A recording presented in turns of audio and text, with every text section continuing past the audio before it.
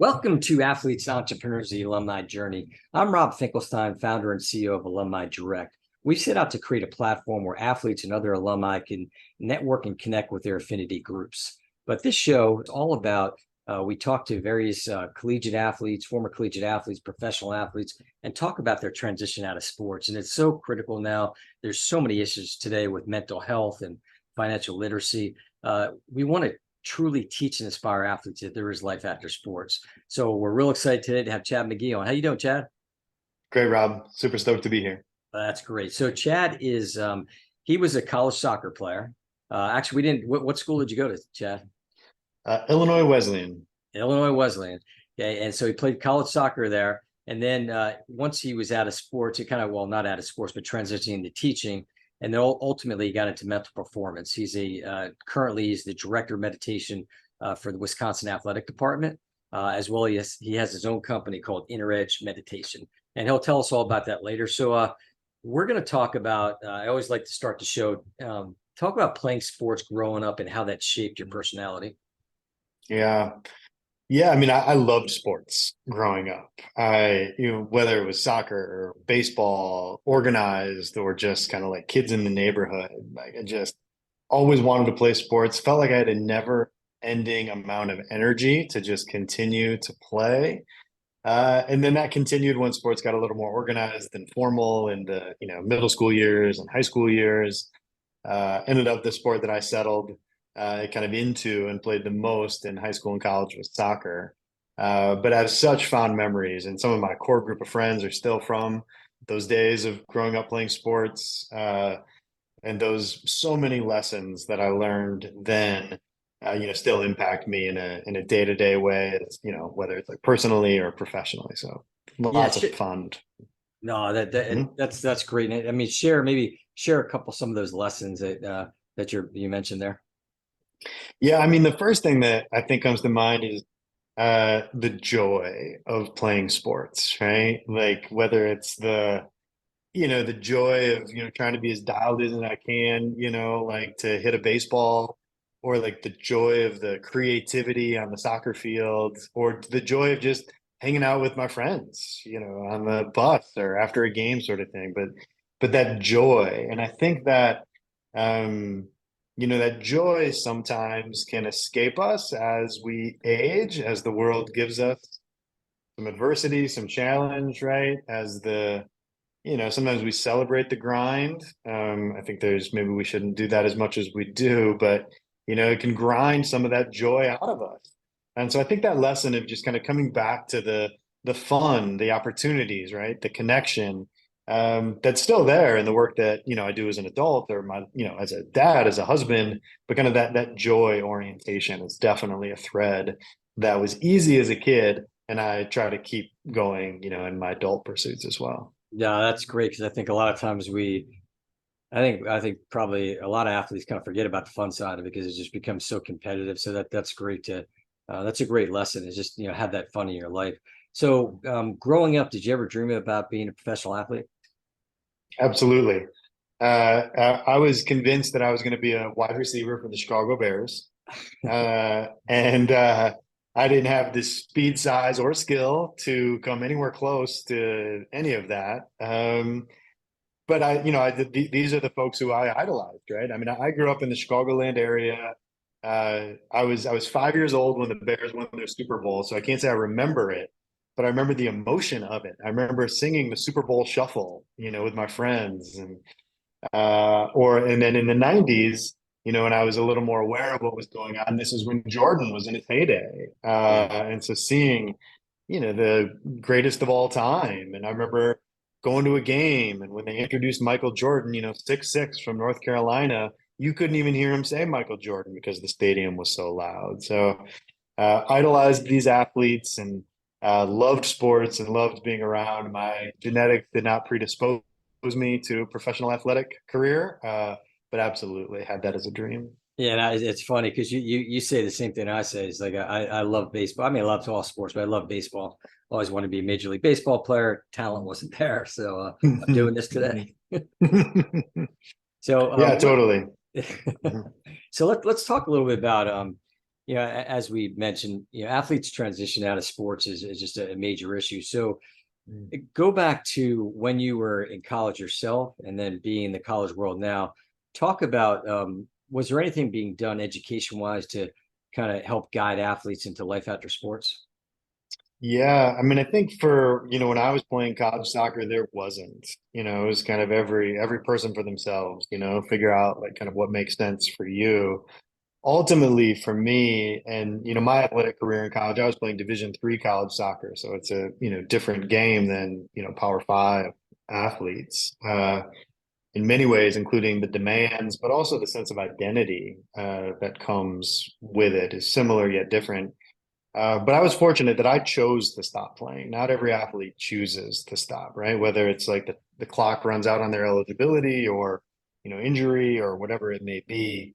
But I chose after a couple of years of college to stop because I had other interests that I wanted to continue to pursue. So I left. I went and lived in Spain for a year, continued to play a lot of soccer in Spain, but just not as part of my, athletic identity as a college athlete.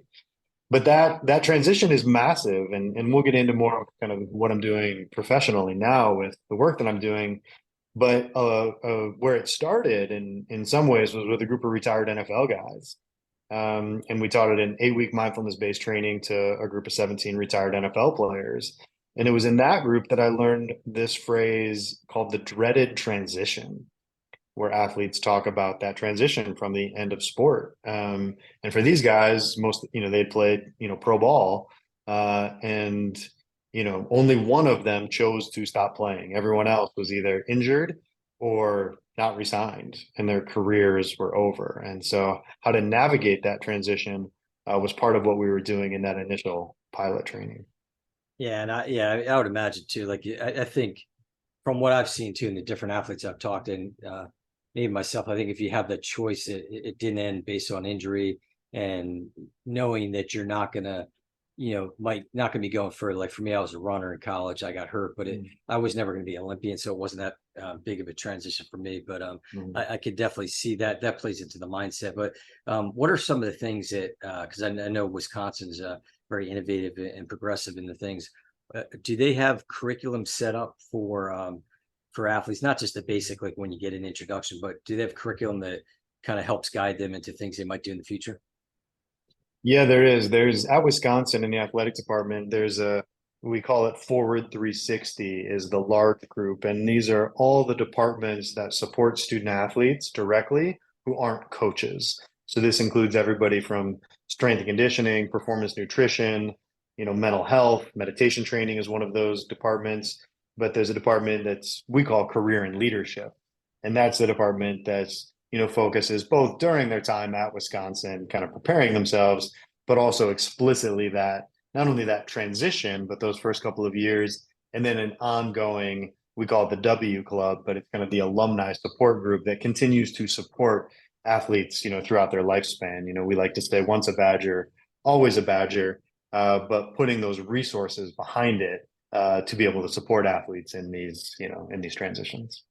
Right. Now that's great. And I mean, it's and I've had talking to you offline and talking to some other people in Wisconsin, man, I definitely see that, which is awesome. And I think, more schools have to do that. We've talked about Alumni Direct and just some of the initiatives and people that I've worked with have talked about going into schools that might not, have as much there as far as curriculum. So I had one guy on my show and he said, boy, I wish I really would have had like maybe a 4-week workshop or even a semester that I was kind of forced to take that talked about all the things in the education after sports. And I think it's something it's definitely needed. It's huge. I mean, like everything from financial literacy, to kind of navigating a career, but even little things around, these athletes, they're training their bodies to perform a sport at an absolutely elite level. And for most of them, that's not the way they need to train their bodies once Right. they get done with playing their sport. But if the only way they know how to work out is, for their particular sport discipline, well, then we're doing a bit of a disservice. We need to be able to support them. And maybe they want to continue to train in that way. And that's great, but give them other options on doing it or from a nutrition perspective or whatever it may be. That is one area where I think the meditation is pretty seamless in its transition, in that the way we think about meditation is training the mind for performance and well-being. And so that performance could be, training for your sport. It could be preparing for an exam. That could be performing in a competition, performing in your exam, which very naturally transfers over to, performing for a, job interview or a big presentation or whatever that may be. And then managing the stress of your college athletic career is similar to managing the stress that's going to come post college athletic career. So the meditation training definitely kind of threads through different phases of life. And that's great. I mean, and we'll definitely go over that more because I think that's something that that could help. I mean, especially I would imagine too, like from a mental health perspective. I mean, just a lot of these athletes kind of struggle with they look at themselves as the sport and not as the person. Mm-hmm. So I'm Chad the soccer player, Rob the runner, Billy the football player, but just that's, and then realizing all of a sudden it's over and they still see themselves that way. Mm-hmm. Mm-hmm. Absolutely. So let's talk a little bit about alumni connection. So this is something obviously that we kind of hone in on. We'll talk about we'll break into two phases. One, we're going to talk about your college experience and alumni coming back and working with the athletes, and not just coming back for golf tournaments or coming back just to watch a game, but more so kind of interacting with the athletes across all sports, let's say. So I want to hone in on your college experience and then what you see today at Wisconsin. Yeah, absolutely.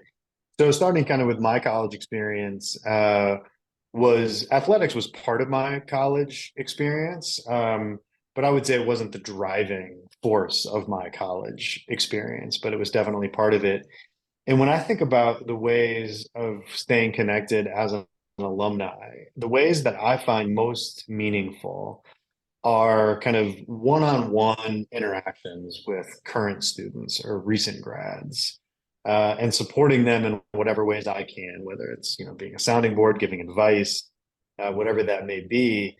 And I think that's directly related to the one-on-one interactions that I had while I was a student, that I had, whether it was a professor or an alumni or a coach, people who cared about me, who I can say without a doubt and without hyperbole, changed the direction of my life with some of the advice that they gave me and the ways that they cared about me. So that sort of ongoing relationship, if I'm able to support somebody in that way, is something that I know I particularly enjoy and feel honored to be able to give back to my alma mater in that way. No, that's great. And then what kind of today, like at Wisconsin, uh, do they actively seek like these alumni athletes to come back, or is it kind of a two-way street where the alumni athletes want to come back, and what kind of interaction do they have with the current athletes? Yeah, I think this is one of the things that Wisconsin, and I'm not just trying to, talk about how Wisconsin is just like magical place and athletic department. But it is. And and and I do think there's a lot of things that Wisconsin Athletic does at a really high level that's really innovative. And not only innovative but authentic.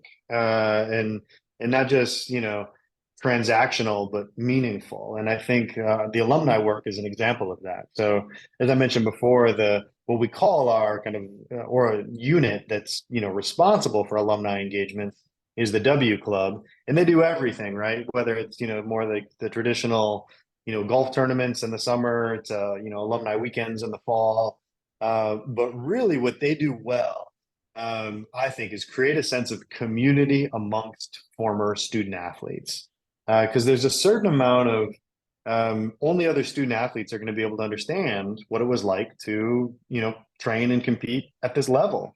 And then these people, of course, go on to do all sorts of other amazing things. And so it's, wonderful people to be connected with, to be inspired by. And I also think that there's a certain trust that is established in a group like that that allows novel ideas to emerge. And so I think that's part of why Wisconsin was the first athletic department in the country to have a dedicated diversity, equity, and inclusion staff member. Wisconsin has leaders in embedding mental health providers on staff. And of course, with the work that I'm doing, first of its kind position in sport with meditation training. So there's a history of doing novel things, and definitely alumni are huge in that. In my particular story, it was an alum from Wisconsin who I first collaborated with to create the retired NFL player pilot. and he recruited a bunch of former NFL guys, most of whom were alumni from UW, who were part of that training, and they knew each other. And there was a range, some of them had been, alums for 2 years. Some of them were alums 35 years ago they graduated. But that connection of identifying as a Badger allowed them to stay connected, develop trust, so that when this idea emerged, say, hey, do you want to do this, pilot, with mindfulness and meditation training, there was an openness to explore something new because they had that trust with each other. No, that's great. I mean, the only Wisconsin Badger that comes to mind because I'm a Giants fan is Ron Dane. That was Yeah. one. So, but no, that's Yeah. great. I think that again, knowing in the conversation I had offline with you and some other folks related to Wisconsin, they're definitely kind of a step above in what they're doing. I think it's a great model for other universities because I think it's become such an issue, as we talk about, and any kind of training or education that could be given to these athletes, and not only the current athletes, but the alumni athletes as well. I think a lot of them struggle, obviously, once they're done, and do they have that support system coming back to their school like a Wisconsin, which it sounds like they definitely do.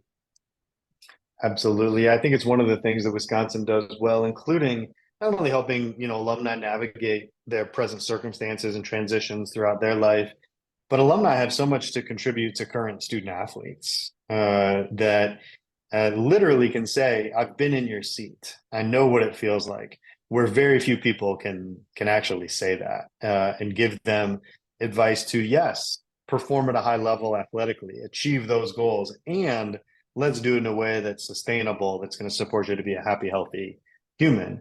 And I think alumni can do a lot to contribute to the kind of community that, will yield those sorts of results. Yeah, no, I totally agree. So let's talk a little bit about, I guess, kind of piggybacking off the alumni engagement. Talk about networking and connecting, and give me your thoughts on, as athletes, when they're still in school, networking, connecting, or while they're still playing professionally. Talk a little bit about your thoughts on that. Yeah, I mean, I think it's sometimes I feel like sometimes people can get a little tight around networking, right? Feel not great about it, right? It can feel almost too transactional and superficial. And of course, there may be times that that's what it feels like, but I think there's another, kind of more authentic thread that is it's networking as a way to create relationships with people with whom you have shared interests and shared passions. And that shared passion may be initially, well, we both played sports, at this same university, right? So we, tell stories about game day or campus or whatever, right? That's how it starts. And then a more, textured relationship starts to emerge. And it's, oh, we're both interested in, IT, or we're both interested in graphic design, or we're both interested in, and then more relationships start to emerge. And then somebody says, hey, who I think you should talk to is so and so. But it starts from this natural, like, shared interest, shared commonality. We're not trying to get something out of it necessarily, right? It's just spending time with people with whom you have a shared interest. Right. And I think that, sometimes what the challenge becomes is people that maybe they're afraid to do it, or they kind of zoned in. I know I was talking to, I usually bring this up in each podcast, but talking to an agent, he just said that the best time for these athletes to network and connect is when they're still playing, because they have that, the recognition, not the limelight necessarily, but just the people around them. Because what happens is a lot of these athletes, they get done, and then all of a sudden they're like, okay, let's bring it on. And they just, unfortunately, they didn't build that. So that's something that certainly we encourage, is to, do that while you're playing, do that, and not just athletes, just in general. Yeah. I mean, I think the best piece of networking advice I ever got was the line of, if you reach out to somebody and say, hey, what I think you're doing is really cool. Would you be willing to talk to me about it? Most people are more than happy to take that call, right? Even if it's 10 minutes or 15 minutes or whatever you can get, and if it's authentic, right? If you're legitimately, an athlete or a student athlete or whatever phase of life, I mean, I still do it today, right? Like, if I think what somebody's doing is really cool, I'll hit them up, right? Or if there's a personal relationship that I may have, to say, hey, could you introduce me to so-and-so? Because I'd love to just talk to them. I think that what they're doing is cool. Then from there, who knows what happens, what sort of opportunities may emerge. Yeah, no, that's great advice there. So let's talk about NIL, name, image, likeness, and that's it's a hot topic today. It's you get all kinds Mhm. of varying conversation, the wild wild west, and different things like that. But give me your thoughts, both positive and negative.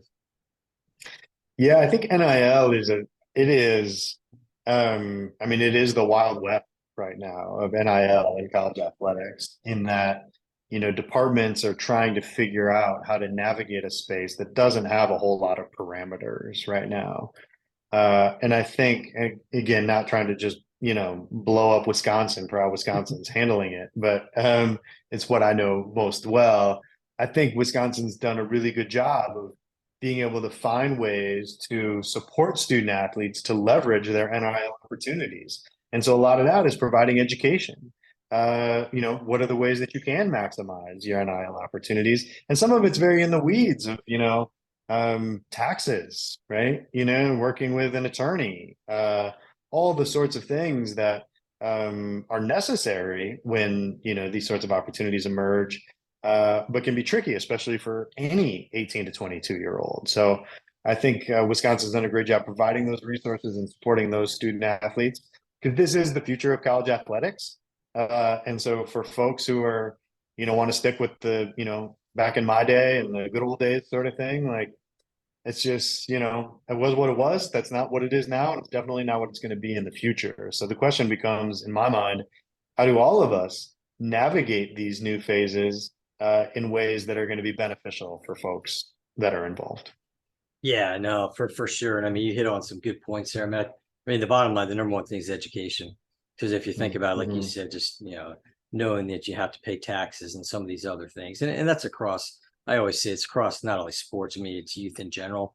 Just educating them so they know that, and to Mm-hmm. moving forward. But it's definitely an interesting topic, and I think it is. I'm sure there'll be more and more education around it as it keeps going along. So let's talk about your transition out of sports. And it sounded like we talked earlier, it didn't seem like it was too difficult, but I guess give us some of your advice to athletes transitioning out of sports, whether it be college or professionally, and maybe even tying into the things that you're doing. Mm-hmm. Mm-hmm. Yeah. Yeah. So I think, I have the good fortune of, working with elite college athletes and many of whom who have transitioned, whether they've transitioned, some of them transitioned into professional careers, most of them not into professional sport, right? They transitioned to some other profession. And what seems to be helpful for so many of these athletes is formally taking time to reflect and plan what are some of the ways that they have learned to train and live and identify as an athlete that can be beneficial for them in this next phase. For example, the athletes that I get to train with are unbelievably good at training for fractional advantages. They know it's not major gains are not going to happen at this point in their athletic career, right? Like it's a little bit stronger, a little bit more flexible, a little quicker on reading the defense, whatever that may be. And that orientation to fractional advantages is unbelievably powerful, not only for a happy life, to get fractionally, happier, but also in a professional career. And then every once in a while, a big break may come, but it's those cumulative fractional advantages that can add up. And then taking a look at the things that for them that served them while they were an athlete, that was adaptive when they were an athlete, but maybe if they keep it up is going to be maladaptive for them, right? So we talked earlier even about like the physical training programs, right? For to use football as an example, being able to squat unbelievably heavy weight, clean heavy weight, bench heavy weight, it's really important to be a good football player. And maybe some people want to continue to do that, but probably way less important, if you're working at, a corporate job that you can squat 600 pounds.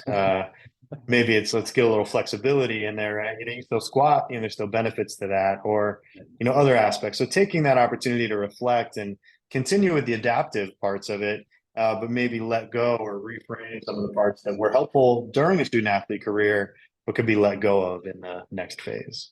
Yeah, I mean, there's just I guess the skill sets. I was talking to one guy about He played college football, and then he went on to corporate America and ultimately CEO for several large companies. But he kind of talked and said, "Listen, the athletes, you have such a skill set between your your leadership skills, your persistence, your team building, everything that a lot of companies want that, or I mean, depending what you want to do, whether it's going to corporate, going to entrepreneurship, or going to different areas. But it's an important skill set. So let's fast forward to today. So you went through, you transitioned out of sports, went into teaching, all that, and this mental health and mental performance is so critical to when you're playing, but not only that, but also to taking on to your next aspects of life, like we talked about offline, about it's not only the sport but the business. So tell us what you're doing on the college side of it, and then we'll get into your business after that.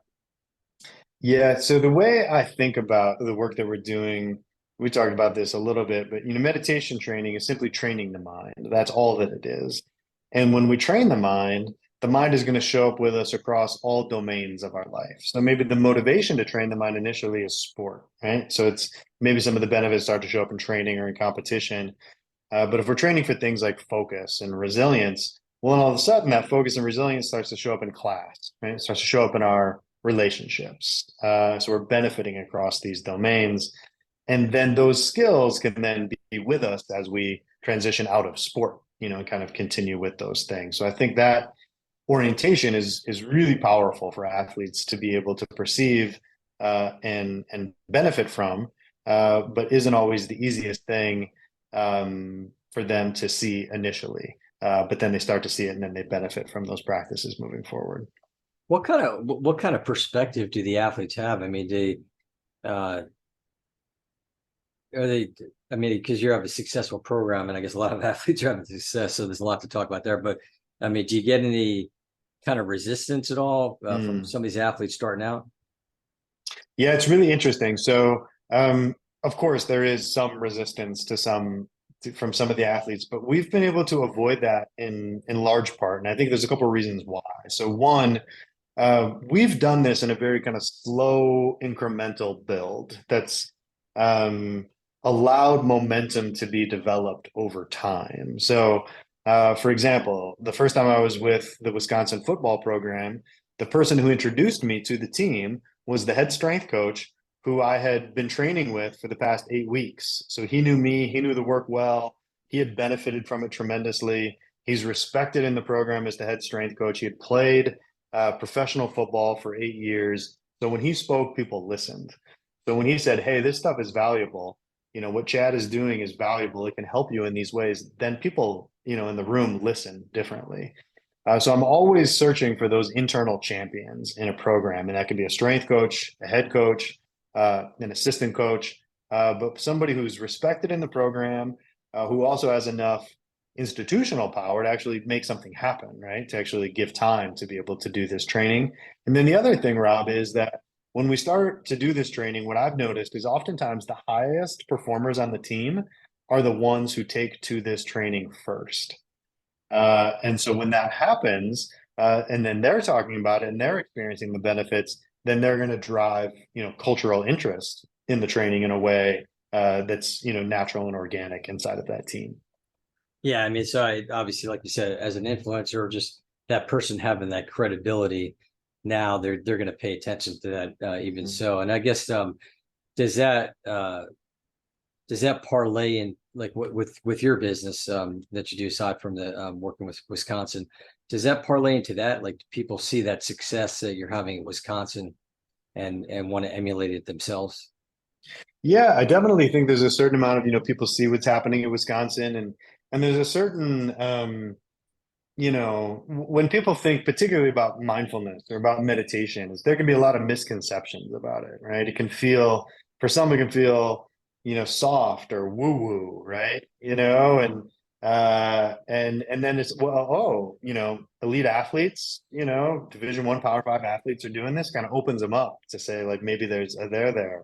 And then I think the opposite is true as well, in that, like, some of the outside work influences what we're able to do at Wisconsin. Mentioned I get to train with FBI SWAT teams and Tier 1 tactical teams. And, these are unbelievably high performing groups physically and cognitively. And so what I, learn in these environments across high performers, is useful for them to be able to learn from each other. And I feel very fortunate that I get to spend time in a variety of high performance contexts, whether it's sport, business, tactical, and kind of share the insights of those high performance individuals and teams, with others that, are more focused on their particular domain. Yeah. What from a mental health perspective, and you're hearing all these, a lot of sad stories, unfortunately, with athletes and some of the struggles, and ultimately, going down a bad road, let's say, mentally. Are there ways that either it could be, I don't want to say prevented, but like helped on the front end with meditation?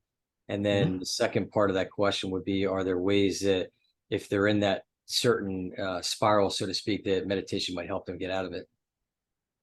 Yeah, this is a really important aspect of the conversation and of the work. So a couple of things.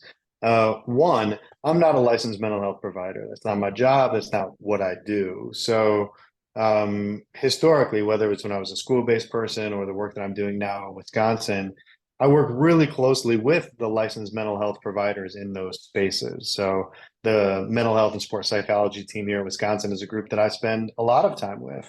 And we need to have very clear kind of scope of practice to know, whose work is this and when do we need a referral to make sure that, a student athlete is able to receive the care that they need. Because the fact of the matter is all of us at a certain point are going to need, more clinical mental health support, or at least we should get it at certain points, whether or not we choose to do it or not. So we want to make sure that folks have access to those supports. And I think one of the things that's really exciting about meditation training is we are doing it in a more kind of, we think about it as like a prehab sort of way, right? Like this is preventative.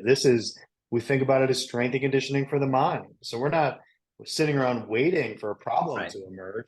We're training the mind for certain qualities that we know, both from, athlete level experience, but also from research, can be really supportive for performance and well-being. And we see things in all sorts of research that with athletes, or with non-athletic populations, we see changes in things like clinical levels of anxiety and depression with doing these sorts of practices, right? Does that mean folks should just meditate? And now, of course not, right? Like that's not going to solve all the problems, right? But can it be a complementary part of what's happening when someone's thinking about training their mind for performance and well-being? I think it absolutely can be. Yeah, no, the bottom line is it's a tool that people can utilize.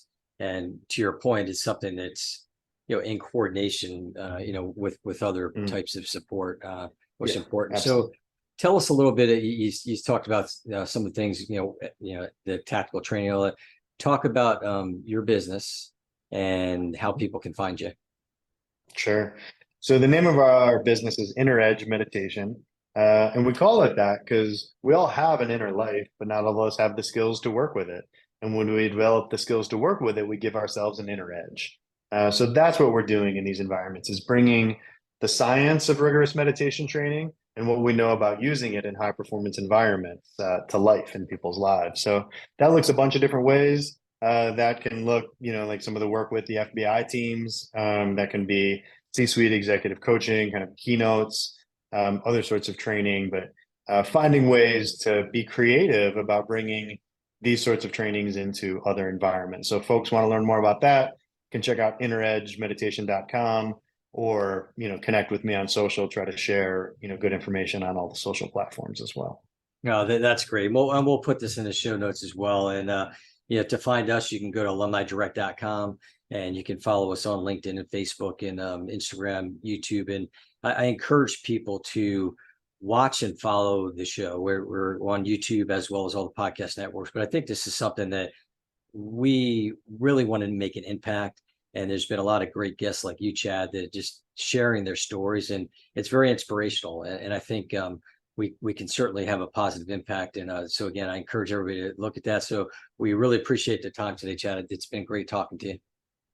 Yeah, enjoyed it, Rob. It's been a ton of fun, and thanks for doing what you do and kind of helping to share lots of folk stories that hopefully bring lots of inspiration to many people. So thank you. You're welcome.